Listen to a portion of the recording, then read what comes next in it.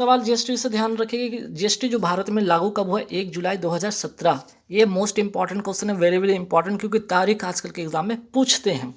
ये भी आपका महत्वपूर्ण सवाल है, ये भी आपका वेरी वेरी इंपॉर्टेंट सवाल है कि 101वां संविधान संशोधन का संबंध किससे है, तो ये भी आपका जीएसटी से है। अगर पूछ लिया जाए जीएसटी कैसा कर है, तो ये आपका समवर्ती सूची का अप्रत्यक्ष कर है। नेक्स्ट सवाल पे आते हैं, जीएसटी किस समिति की सिफारिश पर लागू हुआ, ये भी ध्यान रखिएगा। विजय केलकर समिति की सिफारिश पर ये लागू होता है, ये भी इम्पॉर्टेंट सवाल है।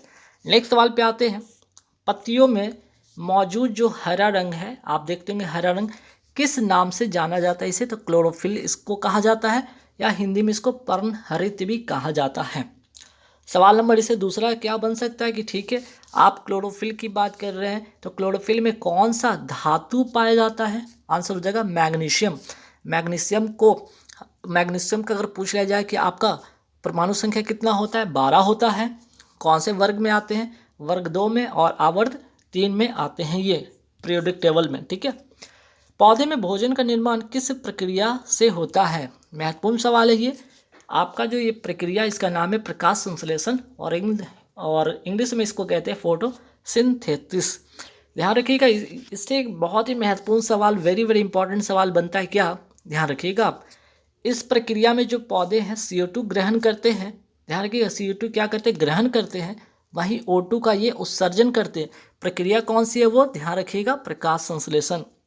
लेकिन सवाल आपको अगर ऐसे घुमा के पूछ दिया जाए, पौधे श्वसन प्रक्रिया, ठीक है, ये श्वसन प्रक्रिया में कौन सा गैस लेते हैं, तो जब श्वसन प्रक्रिया की बात आएगी तो ये O2 ग्रहण करते हैं और CO2 का उत्सर्जन करते हैं, ठीक है।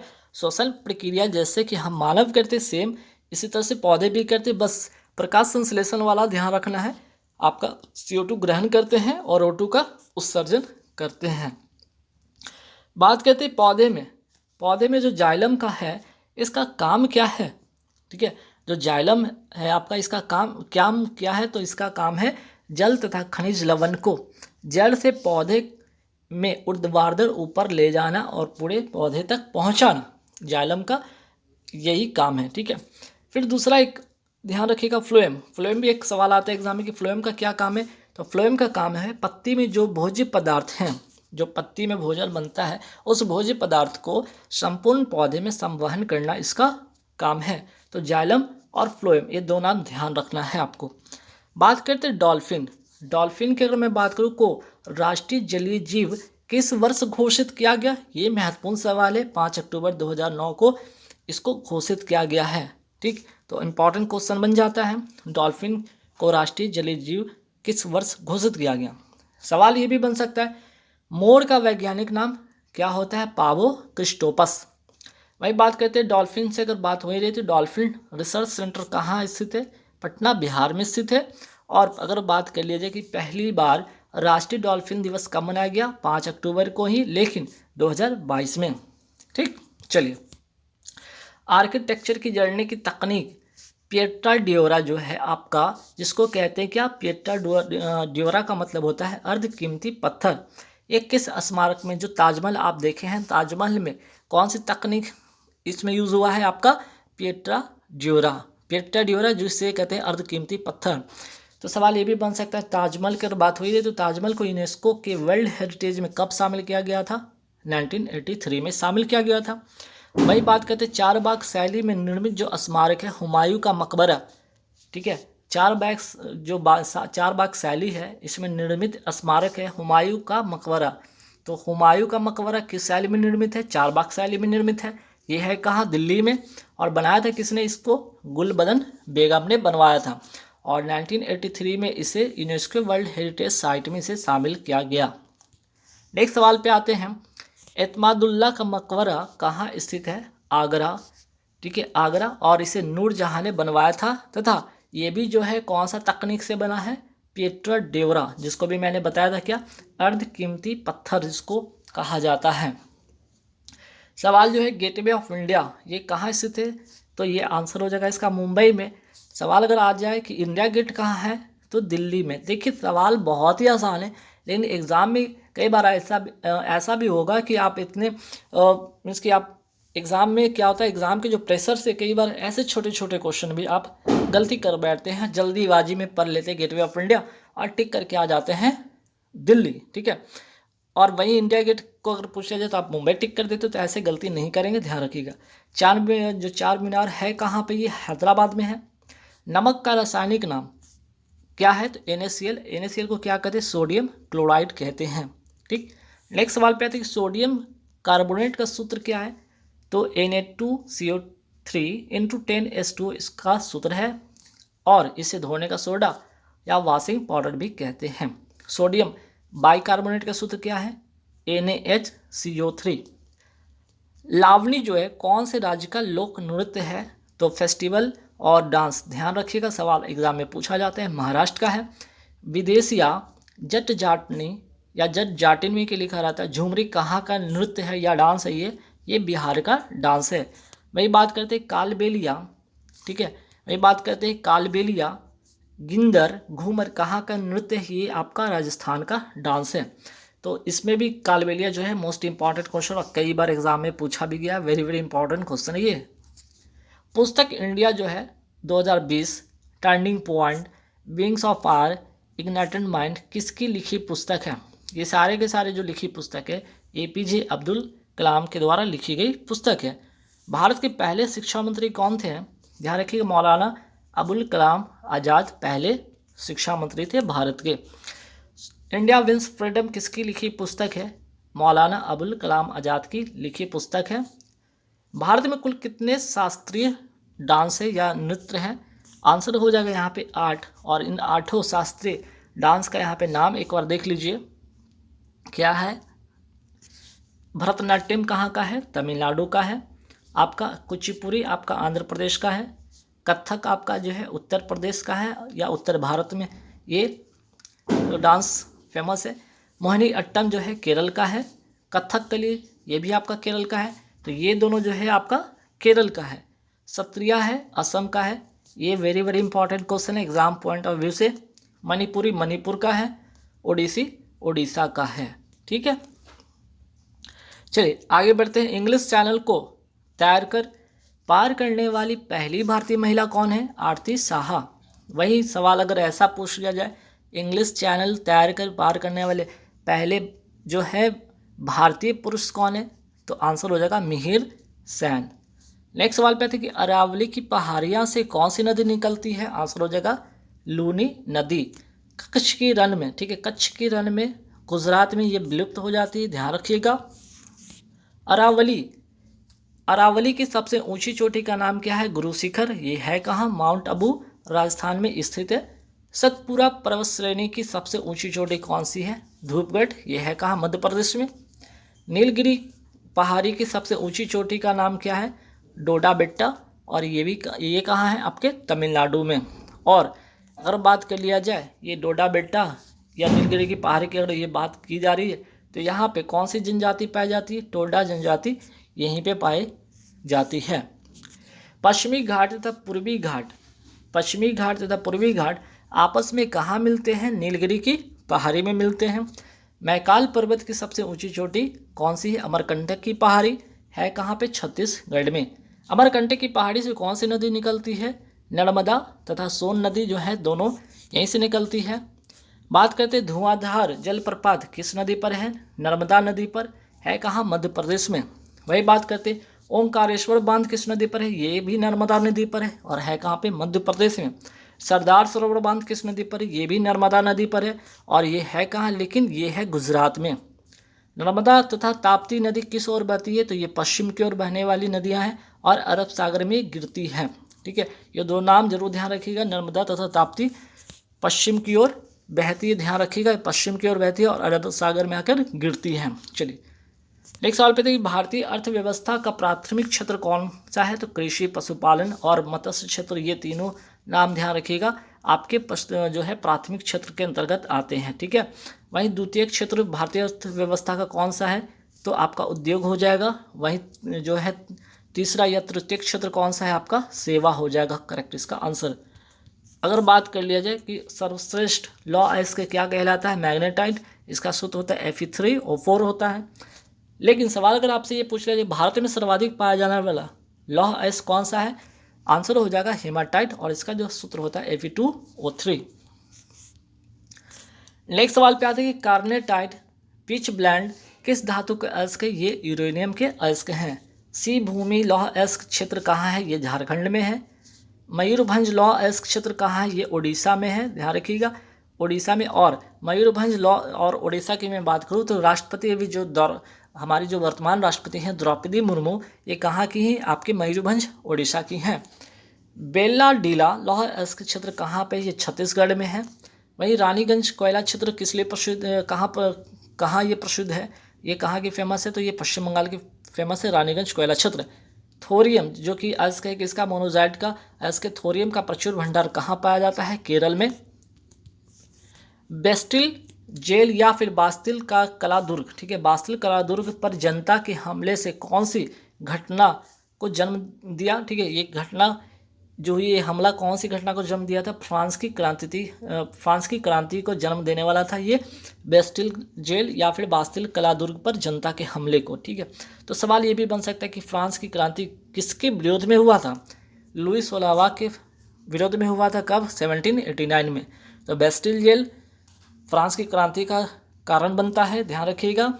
समानता स्वतंत्रता, ठीक है, समानता स्वतंत्रता तथा बंधुत्व, ठीक है, का नारा भारत ने कहाँ से लिया है, फ्रांस की क्रांति से ही लिया था।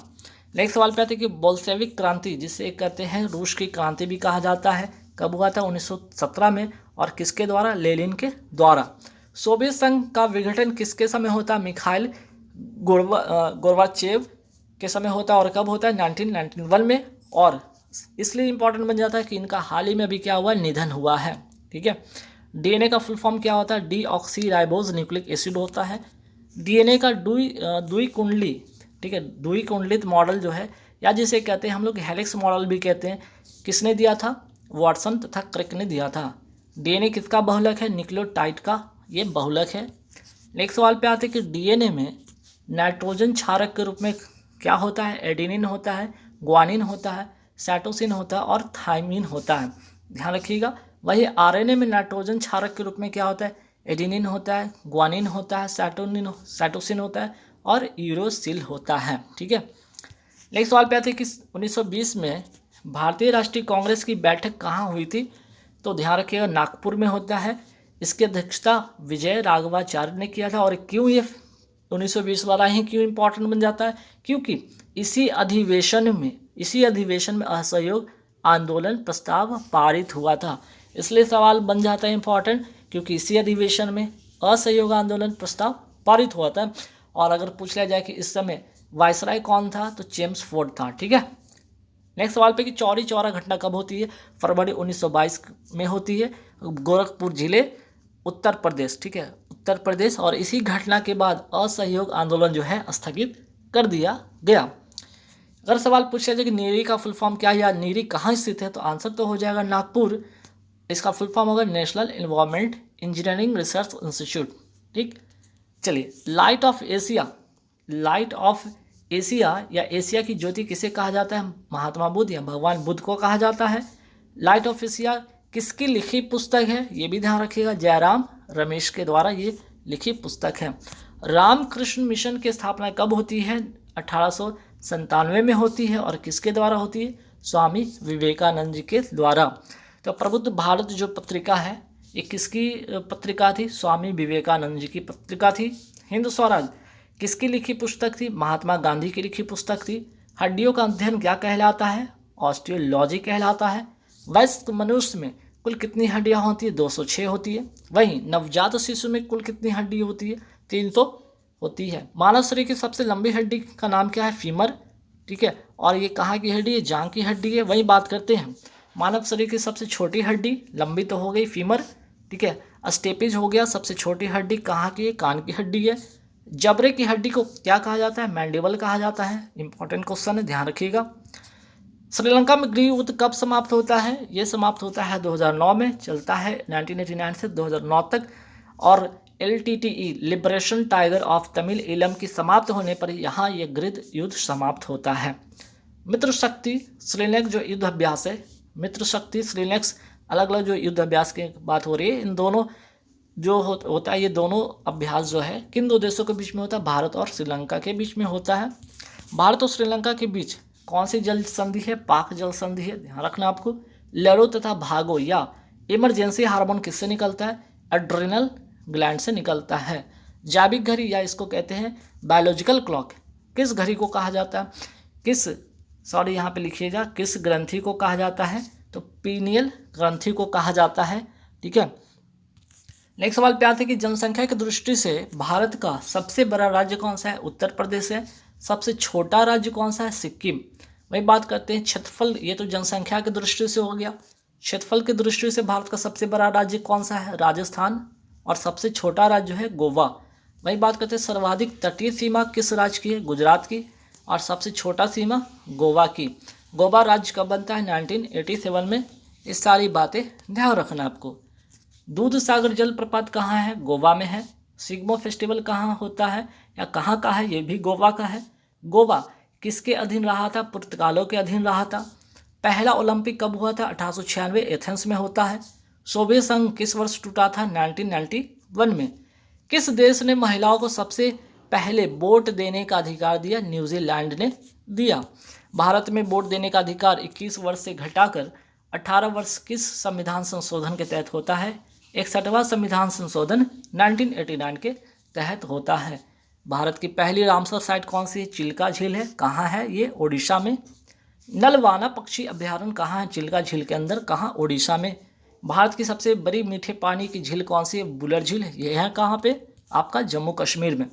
ओडिशा में सबसे बड़ी अप्रवाही पानी की झील कौन सी है? चिल्का झील है। एक ऐसे नृत्य का रूप जो कला में हिंदू और मुस्लिम विशिष्टता के अद्भुत संयोग का प्रतिनिधित्व करता है। आंसर हो जाएगा कथक। मोस्ट इंपॉर्टेंट क्वेश्चन है, वेरी वेरी इंपॉर्टेंट। एसएससी इस तरह से सवाल कई बार पूछ लिया जाता है। क्यों? इसका रीज़न आपको आगे पता चलेगा। वाजिद अली कौन थे? तो अवध के अंतिम नवाब थे। साथ ही साथ कथक को बढ़ावा देने वाले ये व्यक्ति पहले व्यक्ति हैं। वहीं पंडित बिरजू महाराज का संबंध किस शास्त्रीय नृत्य से है? तो ये भी कथक से। तो देखिए, यह भी कथक और यहाँ भी कथक। लेकिन ये जो वाजिद अली थे ये मुस्लिम थे और ये पंडित बिरजू महाराज क्या थे? हिंदू थे। तो इन दोनों का जुगलबंदी को ही इस नाम को दिया गया, जो कि हिंदू और मुस्लिम का जो है संयोग, अद्भुत संयोग को प्रतिनिधित्व करता है, वो है कथक। ठीक। सिपाही विद्रोह की अगर मैं बात करूं कब होता है? 1857 में।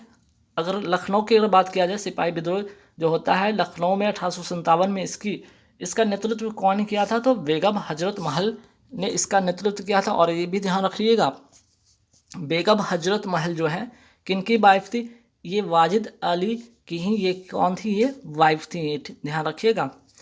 तो सिपाही विद्रोह 1857 लखनऊ में नेतृत्व किसने किया? बेगम हजरत महल ने। बात करते हैं मोपला विद्रोह की। मोपला विद्रोह कब होता है? 1921 में। कहाँ पे? केरल में। वहीं बात करते हैं पाइका विद्रोह कब होता है? 1817 और कहाँ? उड़ीसा में। A century is not enough किस भारतीय क्रिकेटर की लिखी पुस्तक है? सौरव गांगुली की। प्लेइंग इट माई वे किसकी लिखी पुस्तक है? सचिन तेंदुलकर की लिखी पुस्तक है। नो स्पिन किसकी ऑटोबायोग्राफी है? शेन वॉर्न की। ऑस्ट्रेलिया के खिलाड़ी थे। हाल ही में इनका क्या हो गया? इनका निधन हो गया। विलीव किसकी ऑटोबायोग्राफी? सुरेश राणा की है। राष्ट्रीय ग्रामीण रोजगार गारंटी अधिनियम कब पारित होता है?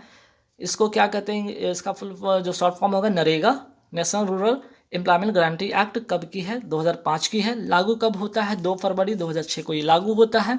वही बात करते हैं, इसका नाम जो है नरेगा से मनरेगा कब होता है? ठीक है, मनरेगा कब होता है? इसका नाम मनरेगा आपका जो होता है 2 अक्टूबर 2009 से इसका नाम मनरेगा हो जाता है। दुनिया की सबसे ऊंची प्रतिमा स्टैचू ऑफ यूनिटी किसकी है? तो ये सरदार वल्लभ भाई पटेल जी की प्रतिमा है। ये स्थित कहाँ पे? केवड़िया गुजरात में है। कितना मीटर ऊंचा? 182 मीटर ऊंचा, दुनिया की सबसे ऊंची प्रतिमा। निर्माता कौन? Ram Sutar. Statue of equality कहाँ पे है? ये हैदराबाद में है। किसका प्रतिमा? तो संत रामानुजाचार्य जी का प्रतिमा है। और कितनी फीट ऊंची है? 216 फीट ऊंची है। सरदार वल्लभ भाई पटेल की बात हो ही रही है, तो सरदार वल्लभ भाई पटेल का अगर मैं बात करूं, कराची अधिवेशन की अध्यक्षता 1931 में इन्होंने किया था। स्ट्रेट फ्रॉम द हेड किसकी पुस्तक लिखी पुस्तक है? कपिल देव की लिखी पुस्तक है। राष्ट्रीय एकता दिवस कब मनाया जाता है? 31 अक्टूबर को। और किसके जन्मदिन पर? तो सरदार वल्लभ भाई पटेल जी के जन्मदिन पर। त्रिस्तरीय पंचायती प्रणाली की अगर मैं बात करूं, मोस्ट इंपॉर्टेंट क्वेश्चन है, वेरी वेरी इंपॉर्टेंट क्वेश्चन है। बलवंत राय मेहता समिति की सिफारिश पर यह आती है। पहला बात, 2 अक्टूबर 1959 नागौर राजस्थान से जवाहरलाल नेहरू द्वारा इसकी शुभारंभ होती है। ठीक है। त्रिस्तरीय पंचायती जो प्रणाली है कितने स्तर की है? 3 स्तर की है। ठीक है, एक तो जिला स्तर, दूसरा पंचायत समिति और तीसरा ग्राम पंचायत। फिर आगे बढ़ते, बलवंत राय मेहता समिति का गठन कब होता है? 1957 को। अशोक मेहता समिति का गठन होता है 1977 को। इनका अगर बात करें तो ये द्विस्तरीय पंचायती राज व्यवस्था पर आधारित था। लक्ष्मीमल सिंघवी समिति कब की? 1987 की है। और पंचायती राज व्यवस्था को संवैधानिक दर्जा की मांग इन्होंने किया था। पीके थुंगनु समिति ये कब की है? 1989 की है। वही बात करते हैं इन्हीं की सिफारिश पर 73वां संविधान संशोधन तथा 74वां संविधान संशोधन जो है अस्तित्व में आया था, पीके थुंगनु समिति। दिलीप भुरिया समिति की सिफारिश पर कौन सा अधिनियम आता है? पेसा एक्ट आता है। कब का है ये? 1996 का है। पेसा का फुल फॉर्म होगा पंचायती राज एक्सटेंशन शेड्यूल एरिया। 73वां संविधान संशोधन कब का है? ये 1992 का है और पंचायती राज व्यवस्था से संबंधित है और लागू होता है 24 अप्रैल 1993 को ये लागू होता है। 11वीं अनुसूची में शामिल है और इसमें कुल 29 विषय हैं। कुल अनुच्छेद इसमें जो शामिल है 16, 243 से लेकर 243 ओ तक। फिर बात करते हैं 74वां संविधान संशोधन का संबंध किससे? शहर निकाय से है। 1993 का एक्ट के तहत 12वीं अनुसूची में इसे शामिल किया गया और कुल विषय इसमें कितना है? 18। 9वीं अनुसूची जो है प्रथम संविधान संशोधन अधिनियम के तहत 1951 के द्वारा इसे जोड़ा गया है। 9वीं अनुसूची जो कि प्रथम संविधान संशोधन है 1951 का। स्थानीय सुशासन के जनक कौन था? रिपन था। पहली बार जनगणना कब हुआ था? 1872 में। किसके समय में? मेयो के समय में हुआ था। दशक के आधार पर जनगणना किसने शुरू किया था? रिपन ने किया था 1881 में। तमिलनाडु के तट को क्या कहा जाता है? कोरोमंडल। केरल के तट को क्या कहा जाता है? मालाबार। गोवा के तट को कहा जाता है कोंकण। किस युद्ध में नेपोलियन जो कि फ्रांस का था की पराजय हुई थी? वाटरलू। कब होता है? 1815 में। ब्रिटिश सेना का नेतृत्व कौन करता है? ड्यूक ऑफ वेलिंगटन करता है। वहीं फ्रांसीसी सेना का नेतृत्व कौन करता है? नेपोलियन करता है। जहाँ पे नेपोलियन की क्या होती है? पराजय होती है, अंग्रेज यहाँ पे जीत जाते हैं। भारत का नेपोलियन किसे कहा जाता है? समुद्रगुप्त को कहा जाता है। किस रक्त ग्रुप वाले व्यक्ति को यूनिवर्सल डोनर कहा जाता है? ओ निगेटिव वाले को। किस रक्त ग्रुप वाले व्यक्ति को यूनिवर्सल रिसेप्टर कहा जाता है? एबी पॉजिटिव वाले को। नेक्स्ट सवाल पे आते हैं कि ब्लड ग्रुप की खोज किसने किया था? लैंड स्टीनर ने किया था। वही बात करते हैं ब्लड का जो पीएच मान होता है वो क्या होता है? 7.4 होता है। ये लगभग क्या होता है? क्षारीय होता है। तो ब्लड ग्रुप का जो है आपका होगा लैंड स्टीनर। ठीक है। और ब्लड सर्कुलेशन का विलियम हार्ले।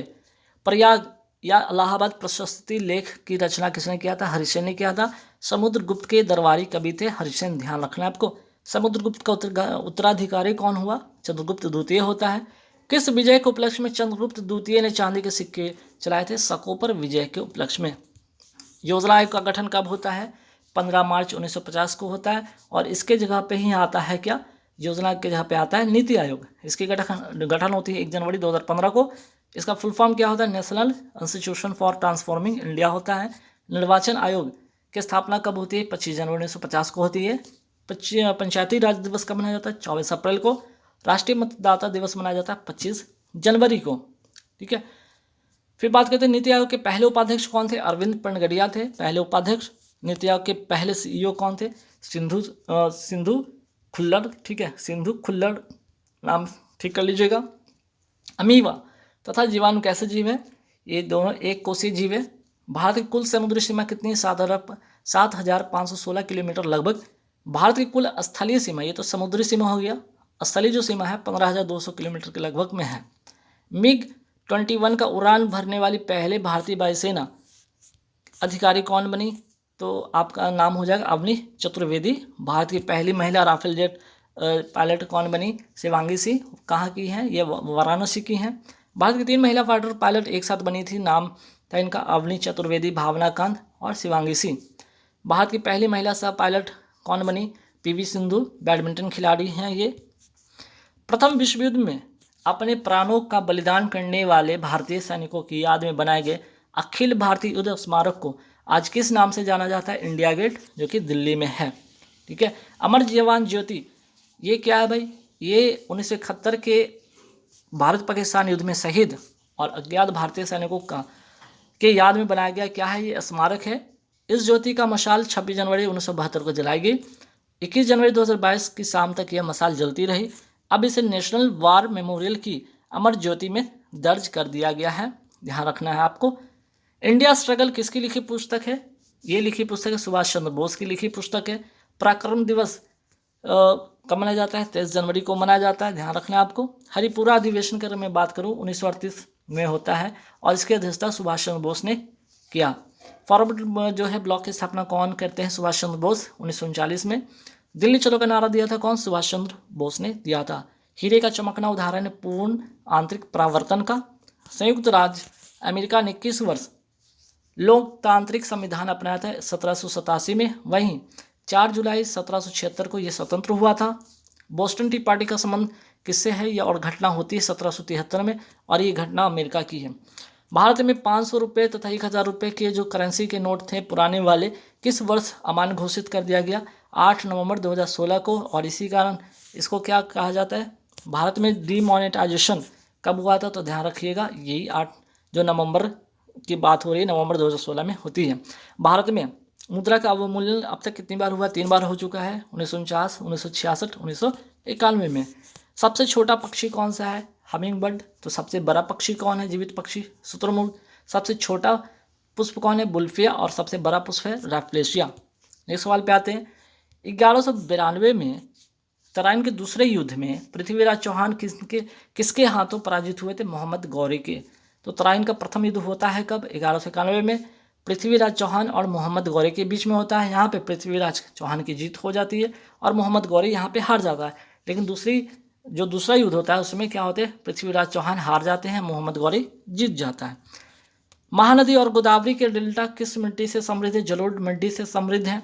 राष्ट्रीय जलमार्ग 2 किस नदी पर है? ब्रह्मपुत्र नदी पर। कहाँ से कहाँ तक? धुबरी से सादिया असम में। राष्ट्रीय जलमार्ग 1 किस नदी पर है? गंगा नदी पर है। इलाहाबाद यूपी से लेकर हल्दिया वेस्ट बंगाल तक। नीली क्रांति का अगर मैं बात करूँ संबंध किससे है? तो नीली क्रांति का संबंध है आपका मत्स्य पालन का। गोल्डन फाइबर किसे कहा जाता है? जूट को कहा जाता है। धूसर या ग्रे क्रांति का संबंध है उर्वरक उत्पादन से। गोल्ड क्रांति का संबंध है आलू उत्पादन से। पीली क्रांति का संबंध है तिलहन उत्पादन से। गुलाबी क्रांति का संबंध है झींगा उत्पादन से। सिल्वर क्रांति का जो संबंध है अंडा उत्पादन से। काली जो क्रांति का संबंध है वो पेट्रोलियम उत्पादन से। नेक्स्ट सवाल पे थे, भारत की पहली महिला मुख्य चुनाव आयुक्त कौन थी? रमा देवी। रेबीज का टीका का आविष्कार किसने किया? लुई पास्चर ने किया। गांधी इरविन समझौता कब होता है? 5 मार्च 1931 को। किसी विशेष निर्णय या कानून को रोकने के लिए किसी व्यक्ति, पार्टी या राष्ट्र के अधिकार को क्या कहा जाता है? Veto power.